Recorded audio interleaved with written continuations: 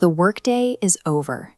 The neighborhood is quiet, perfectly manicured, and bathed in the soft glow of dusk. This is the picture of stability, but inside the cabin, the reality fractures. Mark's grip on the steering wheel is tight enough to turn his knuckles white. He is visibly shaking. He brings home $8,000 a month, a top-tier income, yet he sits in his driveway, paralyzed by the fear of walking to his front door and checking the mail. The corner office, the designer watch, and the German engineering idling around him function as liabilities. They act as a mountain of invisible debt, masking an empty core. Earlier today, he bought a $15 salad simply because that is what a high earner is expected to eat. He spent money he didn't have to fulfill a role he never chose. Mark has lost his agency. He is playing a mandatory part in a script he didn't write, following expectations set by everyone but himself.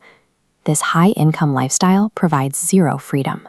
It has turned him into a hostage, locked inside a life he cannot afford to escape. Inside the SUV, the engine hums quietly. A single digital screen illuminates Mark's face in the dark cabin. A digital warning flashes on the screen, a final notice that threatens to expose his entire facade to the neighborhood. For 10 years, every promotion felt like progress, but as his title grew, so did the mandatory upgrades to his lifestyle.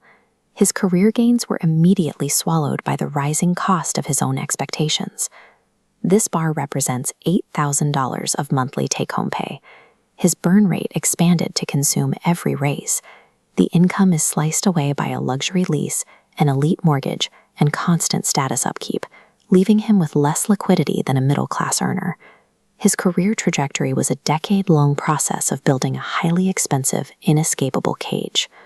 His phone buzzes. A real-time alert from his bank cuts through the dark. Account balance, $0.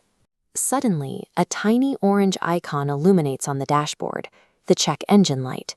Resolving that light costs $2,000, money he doesn't have.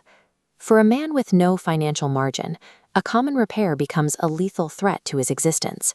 A flat tire, a broken tooth, or a cracked windshield now have the power to destroy his entire fabricated life.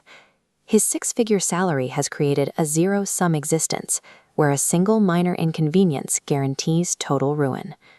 Mark shuts off the engine and steps into the night. He begins the long, deliberate walk up the driveway toward a home that looks like a magazine cover. A neighbor waves from across the street. To the outside world, Mark is a member of the social elite, a man who has clearly made it. The neighbor is waving at a man who is legally bankrupt. The chasm between his social status and his bank ledger has become impossible to bridge. He enters the kitchen, where his wife greets him with a warm smile. She is wearing a new dress for an upcoming gala, participating in the same inflation that is drowning him. That dress cost $600. It is a purely performative purchase, adding more weight to the invisible debt he carries alone. Mark cannot confess the truth of their impending ruin. He is forced to smile, maintaining the illusion for the only person who might have helped him break it. 10 years into a race where the finish line keeps moving, the cost of the fiction becomes clear. Mark's most expensive purchase was the lie of his own wealth. His income now serves only to finance his own disappearance. And the worst part is that no one will notice until he is already gone.